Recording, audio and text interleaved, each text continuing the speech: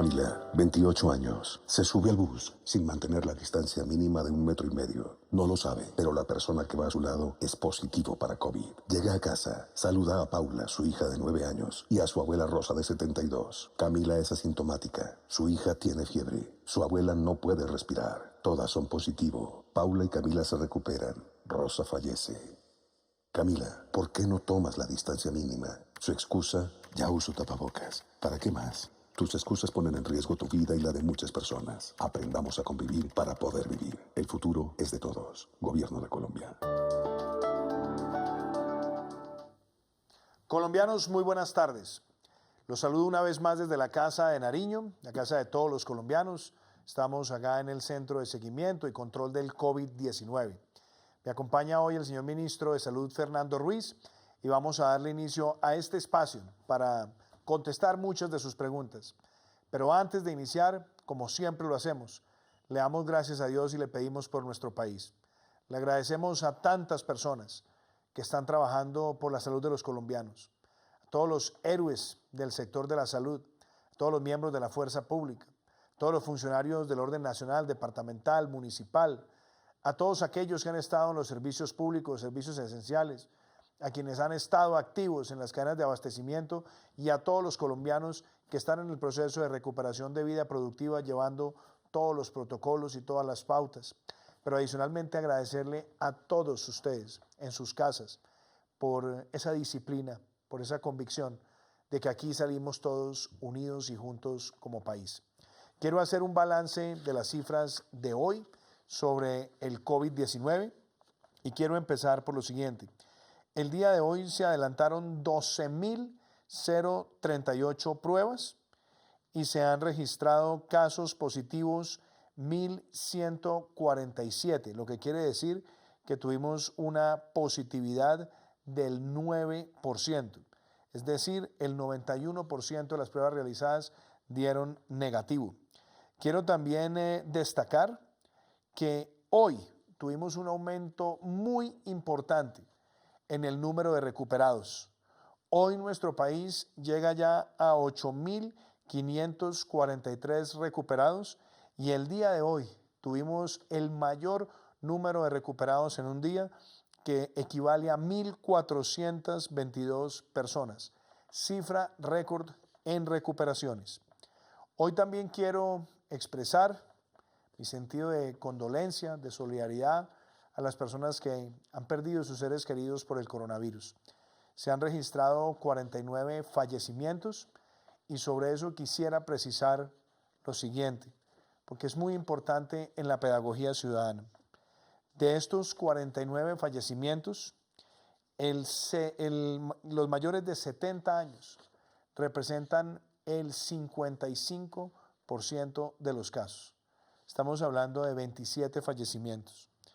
Cuando le agregamos las personas que están entre 60 y 69 años y tomamos el corte de mayores de 60 en adelante, la cifra nos da 73.4% de los fallecimientos para el día de hoy. Mayores de 70, como les dije, 55%, y eso equivale a 27 personas mayores de 70 años fallecieron el día de hoy, y tenemos 9 personas que están entre 60 y 69 años.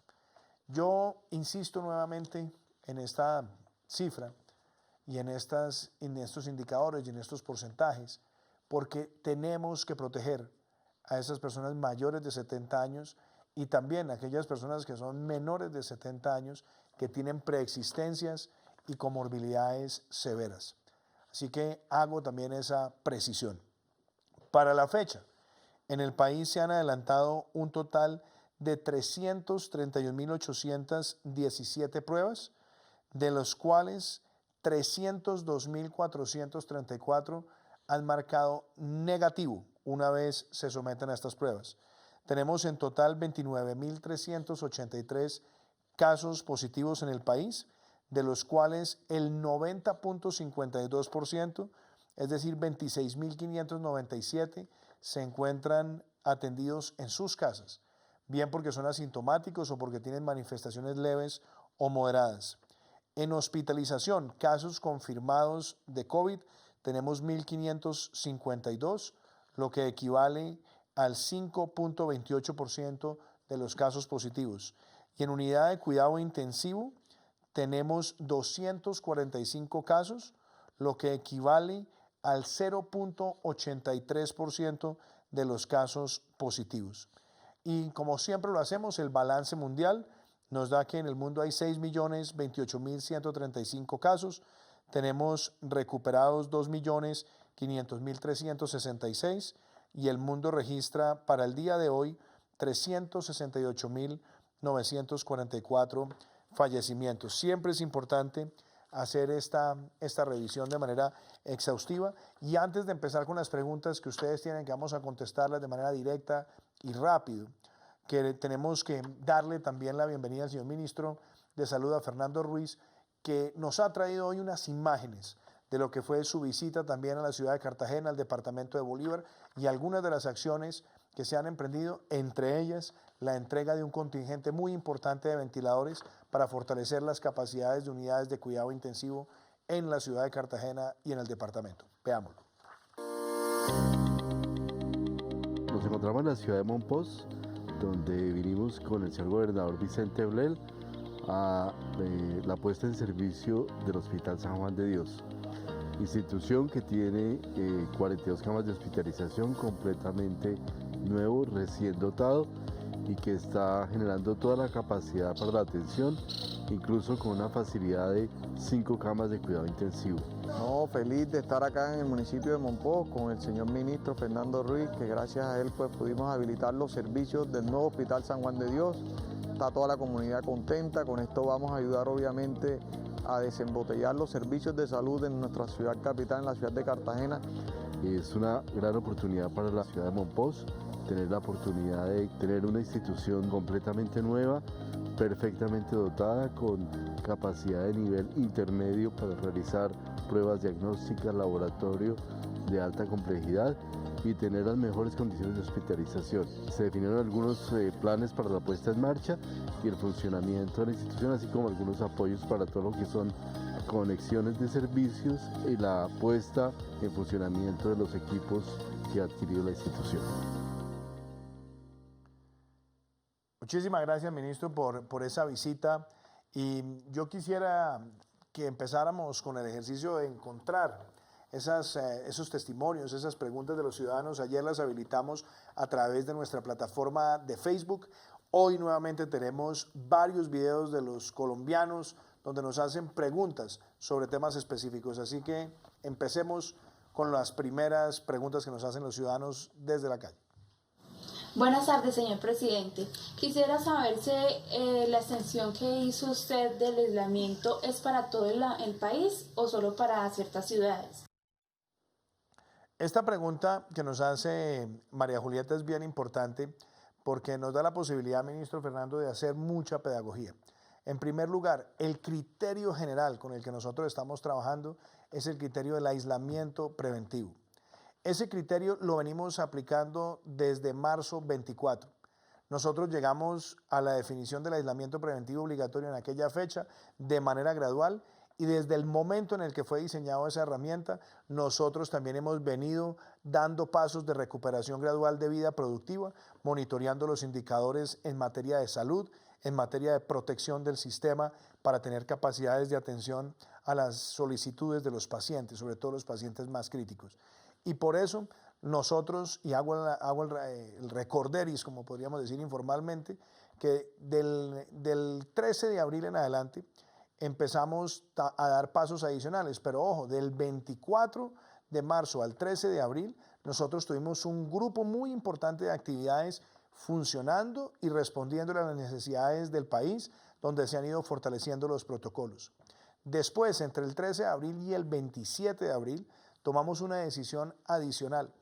¿Esa decisión cuál era? Esa decisión buscaba empezar con obras civiles y también con proyectos de manufactura que se estuvieran reconvirtiendo para producir implementos para enfrentar el COVID-19.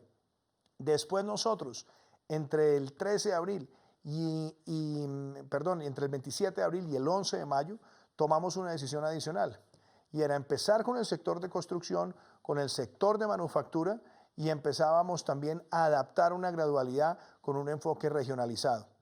Y después del 11 de mayo al día de mañana, nosotros, o a esta noche, a medianoche de hoy, tomamos otra decisión y era empezar a liberar también algunos sectores de comercio al por mayor, hacer también adaptación de otros sectores de manufactura, dar algunas pautas en comercio al por menor, por ejemplo, en materia de librerías, también en materia de papelerías. Empezamos a trabajar con los municipios que no presentan casos de COVID y a partir del 1 de junio hasta el 30 de este mes tenemos también una idea muy clara y es dar pasos con gradualidad con las autoridades locales para irle dando cabida a espacios de comercio. Pero ojo, eso será con los protocolos que los alcaldes vayan aprobando, de manera que nosotros avancemos en la recuperación de vida productiva y lo hagamos acorde con la protección de la vida y la salud. Y muy importante también decirlo, aquellas pautas que han sido fijadas por el Ministerio de Salud y por los expertos, donde nosotros seguimos teniendo restricciones para las personas mayores de 70 años que tienen ahora un poco más de espacios de libertad, las personas con preexistencias y con comorbilidades también deben estar en casa. Se han habilitado también reglas para los niños entre 2 y 5 años, donde van a estar 3 veces a la semana, media hora. Tenemos también la condición para los niños entre 6 y 17 años, que van a poder estar 3 veces a la semana, 1 hora. Las personas entre 18 y 69 años tendrán su espacio para las prácticas al aire libre con todo el distanciamiento. Y estaremos también habilitando más sectores para recuperar vida productiva, más no vida social. ¿Por qué se tiene el concepto del aislamiento? Porque la pauta en aras de la salud es la restricción. Y por supuesto, y eso también es importante, se va también tomando decisiones en esa gradualidad con autoridades locales sobre la base de las recomendaciones que hace el Ministerio de Salud. Ministro, yo no sé si usted quiere agregar algo más ahí. Sí, presidente, básicamente que con el comité asesor de expertos, que está conformado por expertos nacionales e internacionales, revisamos la situación de cada ciudad, de los niveles de contagio, y con ello vamos estableciendo recomendaciones en trabajo en conjunto con los alcaldes y gobernadores. Hasta el momento hemos planteado recomendaciones particulares para Bogotá, Cali, Cartagena, Barranquilla y Leticia. Y allí lo que se busca es, de acuerdo con las condiciones específicas de cada ciudad, establecer y apoyarlos en la definición a los alcaldes sobre esa gradualidad. Gracias, ministro Fernando. Veamos qué otra pregunta nos llega o nos ha llegado hoy a través de Facebook. Buenas tardes, señor presidente Duque. Dios lo bendiga. Señor presidente, primero que todo, darle gracias a Dios por permitirle a usted tener salud, vida, para seguir cuidándonos a nosotros los colombianos, que en realidad no crezca más este tema del contagio en nuestro país. Mi nombre es Edwin Gómez, vivo en la ciudad de Cartagena de India. Mi pregunta es la siguiente, señor presidente. ¿Cuáles serían los mecanismos que se van a tomar o las restricciones que se van a tomar o asumir aquí en la ciudad de Cartagena de India, ya que el contagio ha crecido un poco más que en otras ciudades? Muchísimas gracias, Edwin, por esa pregunta. Ministro, yo creo que usted acaba de llegar de la ciudad de Cartagena, llevamos los ventiladores, usted ha designado también un coordinador epidemiológico, se han tomado decisiones frente a algunos barrios. Contémosle a Edwin cómo avanzan esas medidas en la ciudad de Cartagena. Sí, presidente y Edwin, las recomendaciones principales para la ciudad de Cartagena son una aplicación, una vigilancia epidemiológica incremental con aplicación de mayor número de pruebas en toda la ciudad. Hemos pasado de 250 pruebas en promedio a 850 en la pasada semana. Segunda recomendación importante, que es hacer un cerco epidemiológico en el mercado de Basurto, que ha sido un gran distribuidor de contagio alrededor de las ciudades. No cerrarlo, pero sí reducirlo a su parte mayorista y para evitar el contagio. Así vimos cercos epidemiológicos en otras partes de la ciudad y mantener las medidas antes del último decreto hasta el día 15 de junio de común acuerdo con el señor alcalde y el señor gobernador. Yo creo que además ahí hay un tema que es importante, de pronto precisémoslo también en la pregunta de la regionalización, ministro, porque muchas personas dicen, bueno, pero ¿por qué se ha hecho esa diferenciación en algunas ciudades? Ustedes, con el equipo de expertos, han ido haciendo recomendaciones. Usted decía, miramos los indicadores y le decimos a algunas ciudades donde puede haber un poco más de lentitud en la gradualidad en los próximos días? ¿Por qué no precisa a qué ciudades se les ha mandado comunicación y cómo se está trabajando con las autoridades locales? Sí, presidente, usted daba algún día el dato de que en las 10 ciudades se concentra la mayor parte de los casos de contagio, y eso es evidente. Entonces, lo que tenemos son 3 grupos de ciudades por lo menos. Ciudades no COVID, donde no hay afectación ninguna de COVID, donde se puede hacer una mayor apertura y mantener, digamos, cierto nivel incluso de comercio abierto. Ciudades que se comportan a nivel del promedio, que son las que vienen al ritmo de los decretos que se vienen expidiendo, donde el contagio es similar al promedio nacional. Y tenemos un grupo de ciudades, como estas 5 ciudades, donde el nivel de transmisión y de crecimiento del contagio es mayor que el promedio nacional. Esto es por muchas razones, muchas veces porque se aplican más pruebas, otras veces porque tenemos conglomerados fuertes en cárceles, en otros lugares dentro de esas ciudades. Entonces allí se despliega una acción especial y se dan ese tipo de recomendaciones, señor presidente. Y yo agregaría lo siguiente, usted me decía sobre esos datos. Yo, por ejemplo, he estado hoy verificando y me gustaría que los colombianos tengan esto claro. 15 municipios de Colombia tienen el 84% de los casos que tenemos de COVID-19. 15 municipios. Y tenemos también 15 municipios que representan el 78% de los fallecidos. Eso también explica por qué la diferenciación, y la diferenciación no es que donde no tengamos estemos en un libertinaje total, ni más faltaba. Lo que seguimos también son con pautas restrictivas y por eso seguimos aplicando el concepto de aislamiento preventivo con una recuperación gradual de vida productiva. Veamos qué otra pregunta tenemos. Mi pregunta es la siguiente. Tengo una niña de 6 meses y va a cumplir 8 meses, sí. Y resulta que acontece que en ningún puesto de salud dicen que no le pueden aplicar las vacunas porque pues está restringido eso. Entonces, ¿qué debo hacer ahí? Pues ya lleva 2 vacunas atrasadas, las de los 6 y los 7 meses. Gracias. Pues yo creo que tomemos nota sobre esa pregunta que nos hace Heilin, ministro, por lo siguiente. Primero porque en abril con todos los protocolos, y eso es algo que yo quiero destacar, el Ministerio de Salud siguió con las jornadas de inmunización en el territorio nacional, y la otra es que ella tiene que pedir y puede pedir su cita con la EPS y esa EPS se la debe tramitar. Pero hagamos una cosa y es, no quiero que termine el día de hoy, ministro, sin que usted y su equipo se pongan en contacto con Heilin y le garanticemos que tenga la cita esta semana para la vacuna de su hija. ¿Usted qué le diría? No, claro, Heilin, es un derecho de todos los niños tener su vacuna independiente del COVID, independientemente de todo. Incluso el ministerio ha hecho un gran esfuerzo para adquirir, por ejemplo, vacuna para la influenza que se está aplicando en este pico epidemiológico. Es muy importante tenerla disponible para los niños. De manera que lo que te pedimos es que nos comunicamos contigo, nos das el nombre de la ciudad y las instituciones con las cuales has trabajado, lo has dicho, para hacer que te vacune la niña y también proceder adelante con otros casos que pueden hacerse dado por esta mala interpretación de las normas. Yo les pido, tomemos nota de los datos de Heilin y aquí el equipo del ministro para que hagamos esa gestión hoy mismo, por favor. ¿Qué otra pregunta tenemos? Muy buenas tardes, señor presidente. Soy Miriam Arias de la vereda La Costa, corregimiento de Bolivia, de Pensilvania Caldas. Quisiera pues comentar algo que nos tiene preocupadas a los de nuestro corregimiento, que están dejando de entrar gente de Bogotá y de otras partes donde puede traer el COVID-19. Entonces quisiera saber cuáles son las medidas que usted está tomando frente a esto, cuáles son los permisos que debe sacar una persona para poder regresar a su hogar o a su sitio pues de donde reside. De antemano pues le doy gracias por todo lo que está haciendo por nosotros, por nuestra salud, para cuidarnos.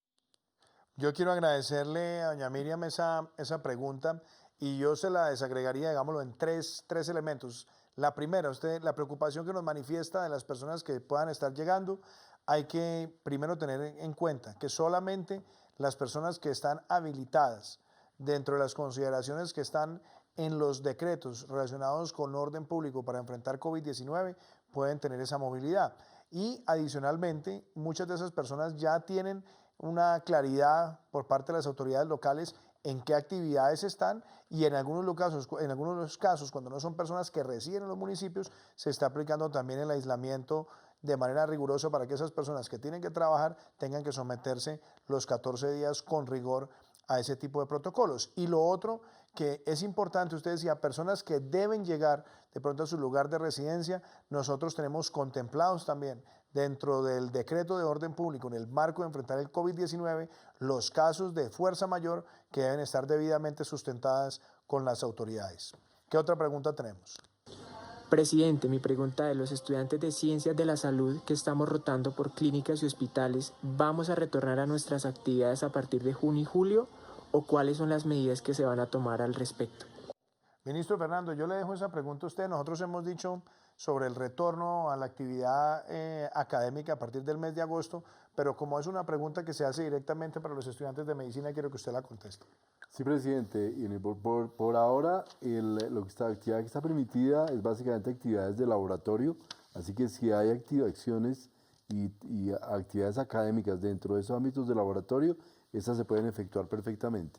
De resto, procede básicamente capacitación por medios virtuales y como lo ha expresado la ministra de Educación del Gobierno Nacional, a partir del 1 de agosto, dentro de las condiciones de autonomía universitaria que tienen diferentes universidades, podrían entrar ya a hacer su semestre lectivo los estudiantes del área de medicina y de las otras áreas de la salud. Y además es bueno precisar, como lo ha dicho la ministra María Victoria Angulo, que la idea es que ese retorno a la actividad académica a partir del mes de agosto también combine un sistema donde tendremos presencialidad, también tenemos estudio en casa, virtualidad, porque también ese será parte de no solamente del piloto que ya estamos desarrollando, sino cómo buscamos compaginar el retorno a actividades académicas sin que se colapsen los sistemas de transporte y también sin que tengamos mayores crecimientos exponenciales en el número de contagios. ¿Qué otra pregunta tenemos?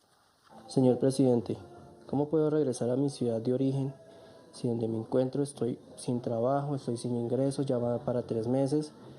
Necesito regresar a mi ciudad de origen. ¿Cómo hago para poder obtener un permiso para regresar? Muchas gracias.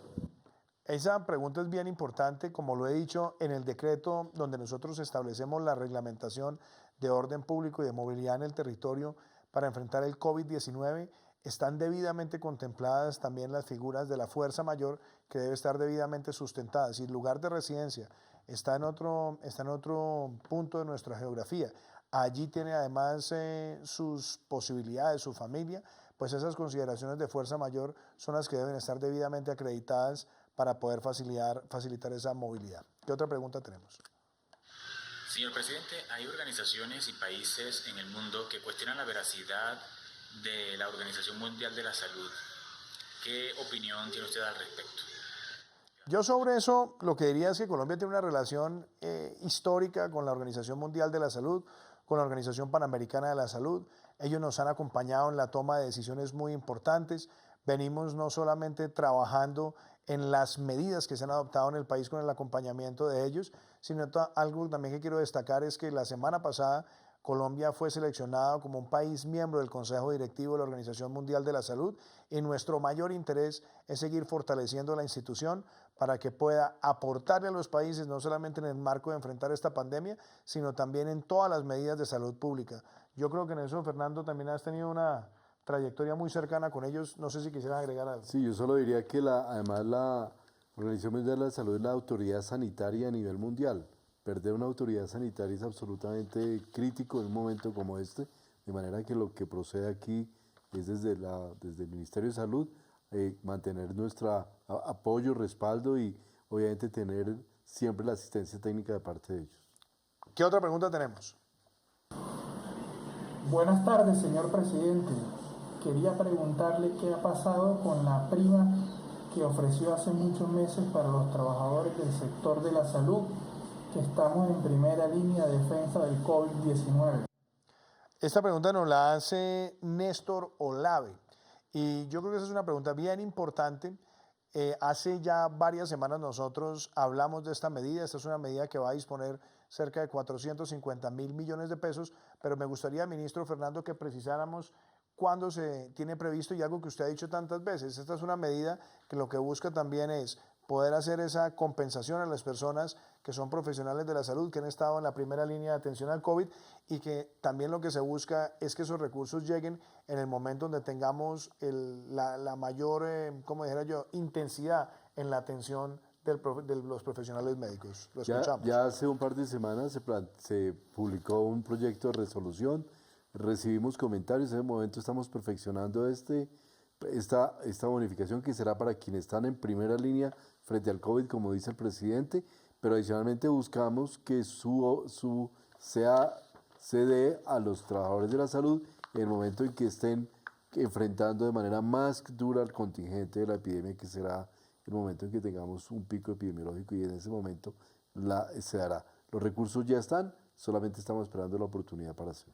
Muchas gracias. ¿Qué otra pregunta tenemos? Presidente, buenas tardes. Con todo respeto, quisiera saber cuál ha sido el proceso de seleccionar lo del ingreso solidario, ya que mi puntaje del CISBEN es 9.88. Yo trabajaba como OPS hasta el mes de octubre y hasta el momento no he recibido ninguna ayuda de los entes gubernamentales. Esta pregunta que nos hace Francisco Javier, primero la pregunta, ¿cómo la contestamos? ¿Qué personas? Primero, las personas que no hayan tenido ningún programa de subsidios con el gobierno son elegibles, pero también con unos criterios adicionales, como bien lo decías, puntajes en el CISBEN. Nosotros teníamos en CISBEN 3, el puntaje era de 30, y en la que va a ser la actualización de CISBEN 4 lo tenemos entre hace 5. ¿Y qué quisiera sugerir en este caso también particular? En la página web, que es www.ingresosolidario.dnp.gov.co, tenemos también la posibilidad de hacer esa búsqueda.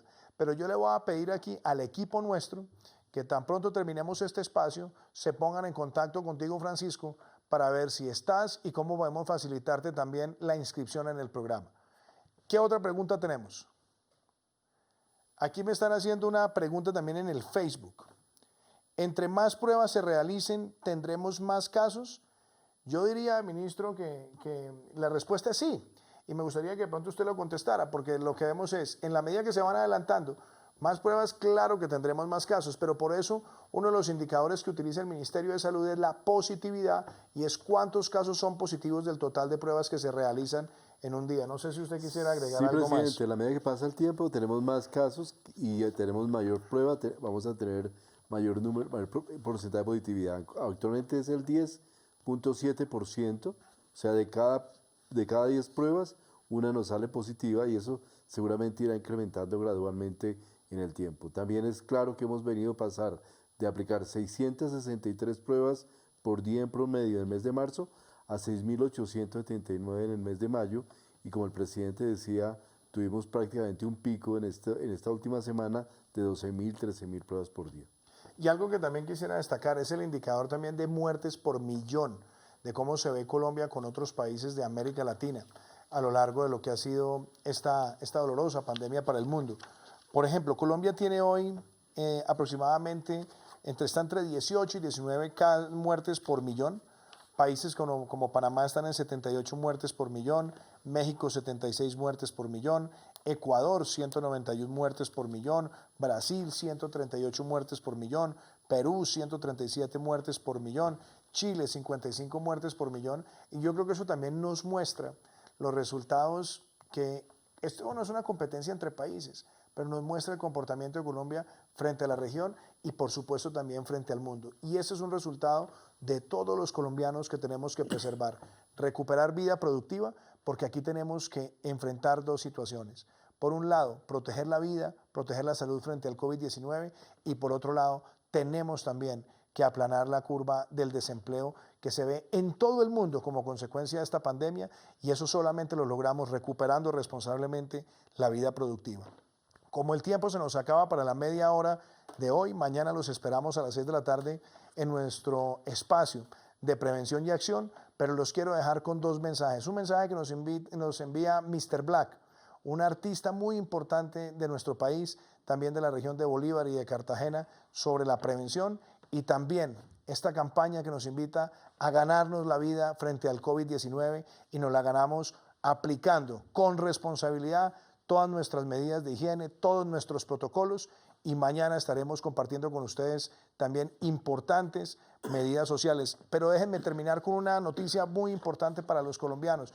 Yo no puedo dejar pasar eso hoy, y tiene que ver con un decreto que expedimos con el Ministerio de Hacienda para que los anticipos del impuesto de renta del año 2021 bajen a cero para sectores como bares, restaurantes, discotecas, industrias creativas, sector cultural y sector deportivo.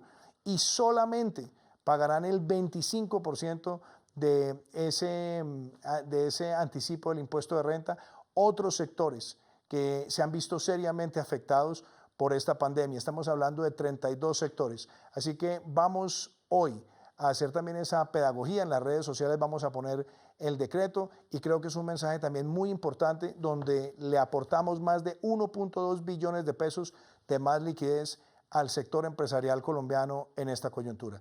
Que Dios los bendiga y los dejo con este mensaje. Bueno, esto es un mensaje de todo corazón para los cartageneros que tanto quiero, la gente que me ha visto nacer.